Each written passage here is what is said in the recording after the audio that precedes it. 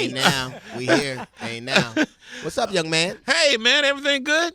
I'm just, I'm just trying to get through it, man. I was watching this North Korean thing. Like it's the whole thing. Like with 60 Minutes, I watched Stormy Daniels. That's the first time I ever watched a porno star with the sound up. Like it was weird watching 60 Minutes with Vaseline and a washcloth in your hand. Never ever. Oh man, that's Anderson Cooper. Wait a minute, that's Anderson Cooper. That was always a tragic mistake. And that's what I don't get. This dude, Raw Dog, the porn star. Yeah. Like, if you ain't worried about gonorrhea, how can you help us with North Korea? You literally didn't protect your dick down. What you gonna do with Kim Jong-un? I don't understand it. I don't understand how these people.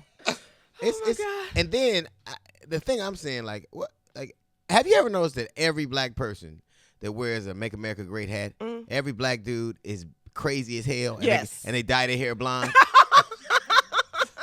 Yes. But this is the, like Kanye. I cannot. I don't care. I don't care how great your. I don't care how great your music. Black people will forgive you for anything if your album is good enough. Yeah. We will. We'll make excuses for you. Like we'll go, hey, he ain't been right since his mama died. Right. So. You mean to tell me if Trump made an album but he had a good beat, Black people buy it. we still hate it. We'll still hate him, but we'll buy it. Let me tell you something. We made excuses. R. Kelly was like, I know he peed on that girl, but if you gonna pee on somebody, this is the album you need to do it to. That's all I'm saying. I don't, I put on chocolate factory. I got to pee right now. It's ridiculous, man. It's ridiculous. And Roseanne, Ambien made me hate black people. Oh, okay, that's it. I'm glad she didn't have NyQuil.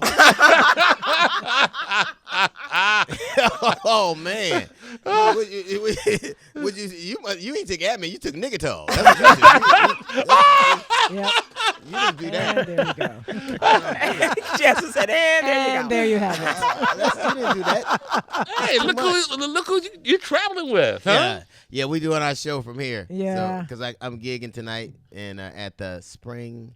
Where we at? Grand Prairie. Grand Prairie. Grand Prairie, right. With the Comedy Get Down, myself, Lord George Lopez, Sid the Entertainer. Doggone it. Eddie Griffin. And then how much longer are y'all going to be touring? Because I still haven't seen it. Oh, man, it's so dope. It's the most fun I've ever. Did I tell you with George, we were in Nashville. Remember they had a big shooting at Waffle House. And by the way, black people Waffle House ain't that good. We just put that out there. Smothered and covered ain't worth a concussion. That's all I'm saying. I just don't get it. Yeah. Well, it's some things you don't do no more. Like, I'm always mess with Houston because they ain't beat up enough black people just yet. You know what I mean? Every time Houston do something wrong, they come out with something on their menu. I can't give up. D.L. Hughley is in the studio. He's got a new book. It's the Tom Joyner Morning Show. D.L. Hughley in the Red Velvet Cake Studios in Dallas. Now, how you doing, Tom Joyner? Promoting his new book entitled How Not to Get Shot And Other Advice from White People. Yes. That's right. Now, you always brag about you got a GED. For a GED, you sure are writing a lot of books. Don't worry, I'm running out of words. Never. How many books? This is my third book. Yeah, in like 2 years or like something. 4 or 5 years. Okay. But and I just think there is one thing I know that you have to use whatever kind of artist you are. You have to use that to kind of expand on your viewpoint. And I remember I went on Megyn Kelly, and Mark Furman was there, and they were telling me all black, because white people are always there has never been a black person killed or brutalized in any fashion where America was so appalled that it was it was incumbent on them to do something about it. And I want to do something. I want to do something that because you got to let white people off the hook. Because you got to make them laugh.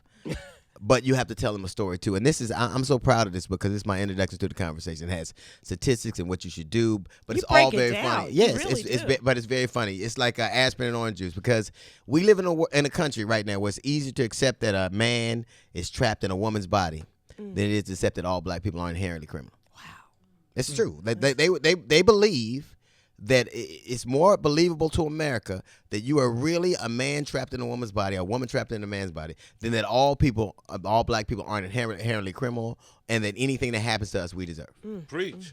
It's just the truth. So there's no way you can watch all the things that happen, and I have always used comedy as a mirror. And I think America needs to see that we love our children. Like, when I see some of the things they do to our women and some of the things they do to our children, like there was that 10-year-old boy who was in Chicago. Right. And they arrested. handcuffed him and he peed.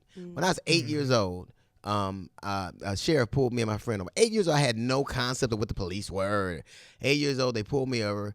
We were walking. They pull us. They make us stop. They ask us where this guy is. They make us put his hand in the car. And I said, "Officer, this car is hot."